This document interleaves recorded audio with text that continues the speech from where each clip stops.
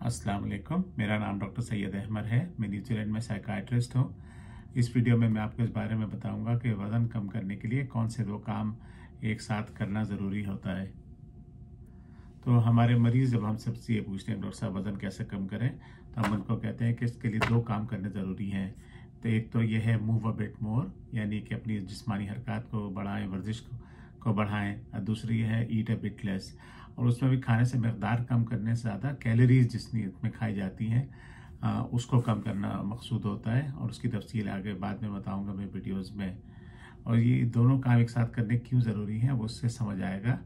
ये हम उनको एक्चुअली अपने मरीज़ों को इस हौज़ की मिसाल देते हैं कि एक हौज़ है, उसमें 2 नलके हैं। एक नलका ऊपर से सर के ज़रिए हौज़ में पानी आ रहा है और दूसरा नलका नीचे की तरफ है जिससे पानी बाहर निकल रहा है।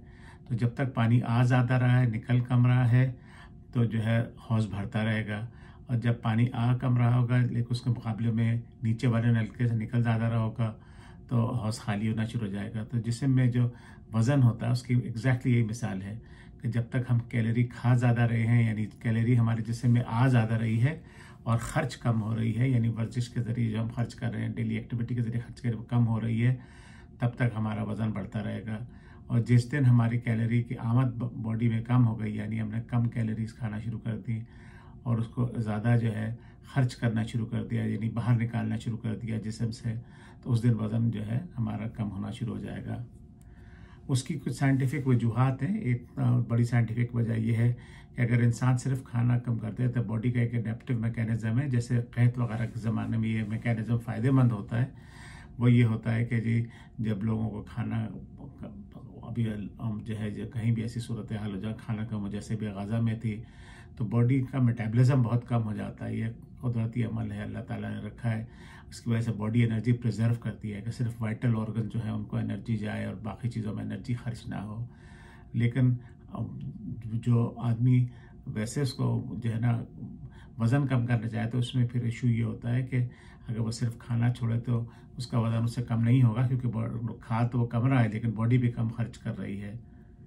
दूसरी सूरत ये होती है कि जो है इंसान खाना कम ना करे और सिर्फ वर्जिश बढ़ा दे, तो उससे ये होता है कि जो है जो कि आपके आमतौर से लोगों की भूख बढ़ जाती है, जितना ज़्यादा वो जिस्मानी तौर से एक्टिव होते हैं, तो उससे फिर ये नुकसान होता है कि फिर आप कैलोरीज खर्च तो ज़्यादा कर रहे हैं लेकिन कैलोरीज बदन में आ भी ज़्यादा रही तो वज़न कम नहीं होता। तो मेरा एक मरीज़ था, तो मुझसे कहने लगा डॉक्टर मेरा वज़न इतना बढ़ गया है, मेरा वज़न कम नहीं हो रहा, तो मैं तो इतनी वर्जिश करता हूँ। मैंने कहा तुम खाते क्या हो? तो वह चला लंच में, उसने बताया सिर्फ लंच में कि 3 पैकेट नूडल्स खाता है। तो मैंने उसी के सामने इंटरनेट पे सर्च किया वो नूडल और उसको दिखाया, जो 1 पैकेट वो खा रहा था उसमें 500 कैलोरीज थी। तो मैंने कहा दिन की रोज़ाना की रिक्वायरमेंट एक मर्द की होती है आप 2000 के करीब, 2200 इस तरह की कैलोरीज की होती है। तुम 1500 कैलोरीज सिर्फ लंच में सिर्फ ये नूडल खा के हासिल कर रहे हो और बाकी इसके अलावा, तो कैसे वज़न कम होगा?